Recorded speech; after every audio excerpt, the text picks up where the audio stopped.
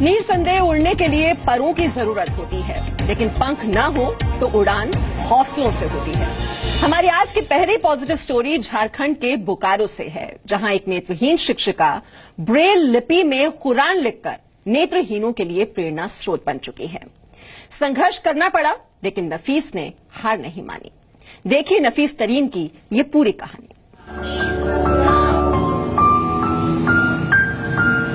नफीस के लिए दिन और रात, सफेद और काला एक ही है।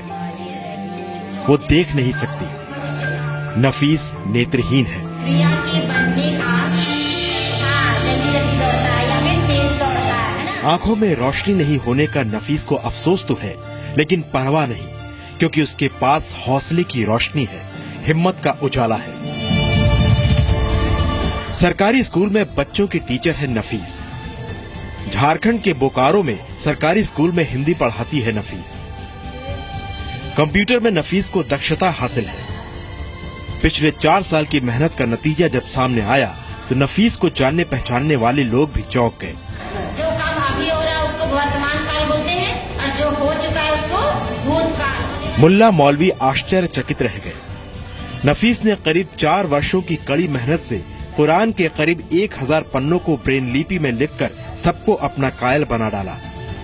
जानकारों की माने तो इससे पहले हिंदुस्तान में संपूर्ण कुरान को किसी ने ब्रेल लिपि में नहीं लिखा था।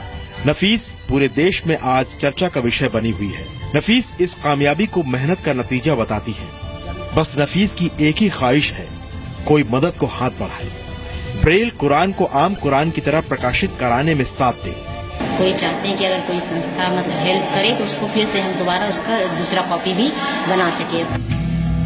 बोकारो में नफीस के सह शिक्षक कहते हैं कि प्रधानमंत्री मोदी ने विकलांग के लिए दिव्यांग शब्द दिया।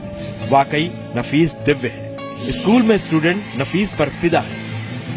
इनकी सबसे अच्छी खूबी ये है, इन्हें कभी भी इस बात का दुख नहीं होता है या गम नहीं होता है कि ये नेत्रहीन है। इज वर्ल्ड्स बेस्ट टीचर, और आज तक जिनका नेत्र है उनको भी मैंने इतने अच्छे से पढ़ाते हुए नहीं देखा जितने अच्छे से वो पढ़ाती है। मोहम्मद मुख्तार असलम के 4 बच्चों में इकलौती बेटी है नफीस तरीन। जन्म से ही नेत्रहीन नफीस अब्बा असलम के लिए चिंता से ज्यादा कुछ नहीं थी। इलाज के सभी तरीके नाकाम साबित हुए। नफीस की एक ही जिद थी, मुझे पढ़ना है। असलम ने नफीस को पढ़ने के लिए वाराणसी भेजा। कुरान नहीं पढ़ पाने की नफीस को टीस थी। कुरान को ब्रेल लिपि में लिखने का नफीस ने ठान लिया। नामुमकिन को मुमकिन कर दिखाया।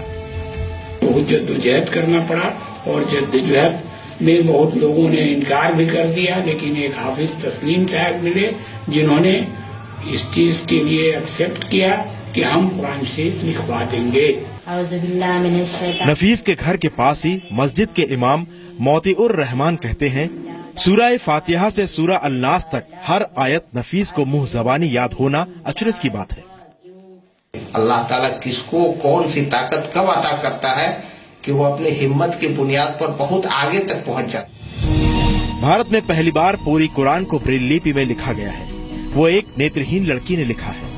इससे पहले जुलाई 2014 में इंदौर की 20 वर्ष की एक लड़की ने कुरान के 10 सूरा यानी अध्याय को अरेबिक ब्रेल में लिखा।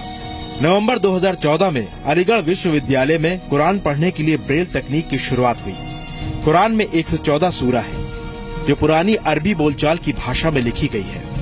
दुनिया भर में कुरान को 40 भाषाओं में लिखा जा चुका है, लेकिन कुरान की आयतों को लोग सिर्फ अरबी में ही उच्चारित करते हैं। अब तक पूरी दुनिया में सिर्फ 13 ऐसे देश हैं जहां कुरान ब्रेल लिपि में लिखी गई है। नफीस की मेहनत और लगन की बदौलत अब वो दिन दूर नहीं जब भारत 14वां देश होगा जिसके पास ब्रेल लिपि में कुरान होगी। अब नफीस को इंतजार है तो एक अदद मददगार की, जो कुरान के प्रकाशन में नफीस की मदद करे। मृत्युंजय मिश्रा, जी मीडिया, बोकारो। तो खुद की आंखों में रोशनी नहीं, लेकिन पूरे जहां को रोशन कर दिया है नफीस ने।